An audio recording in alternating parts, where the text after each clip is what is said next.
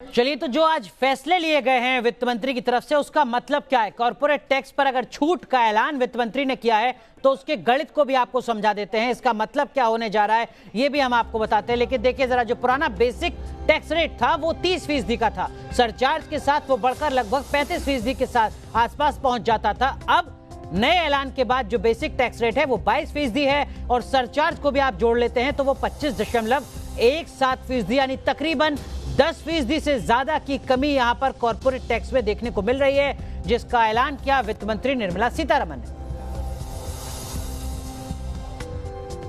मोदी सरकार ने देश की आर्थिक दशा को मजबूत करने के लिए बड़े फैसले लिए। आज वित्त मंत्री ने 37वीं जीएसटी की बैठक से पहले बड़े ऐलान कर दिया और कॉर्पोरेट टैक्स को घटाकर 25.17% कर दिया। वही मैन्युफैक्चरिंग और खासतौर पे मेक इन इंडिया को बढ़ावा देने के लिए अब जो मैन्युफैक्चरिंग यूनिट्स हैं उन पर जो टैक्स लगेगा वो करीब 15% लगेगा और सरचार्ज मिला के वो 17% के आसपास हो जाएगा। यानी कि अगर मैन्युफैक्चरिंग यूनिट्स की बात की जाए उनको सीधे तौर पर 10% का फायदा मिल रहा है कॉर्पोरेट टैक्स में। और दूसरी तरफ जो 400 करोड़ से टर्नओवर वाली कंपनियां थी, जिसमें बजट में ऐलान किया गया था कि 400 करोड़ की जो कंपनियां हैं टर्नओवर वाली, वो करीब 34% के टैक्स के दायरे में आएंगी, 30 से 34% सरचार्ज मिला करके। लेकिन आज जो एक बड़ा ऐलान किया है उसके मायने क्या हैं, उससे कहीं ना कहीं इकोनॉमी को बूस्ट मिलेगा माना जा रहा है। और दूसरा ये जो लगातार जॉब लॉस की समस्या हो रही थी कॉर्पोरेट में, उसमें भी कमी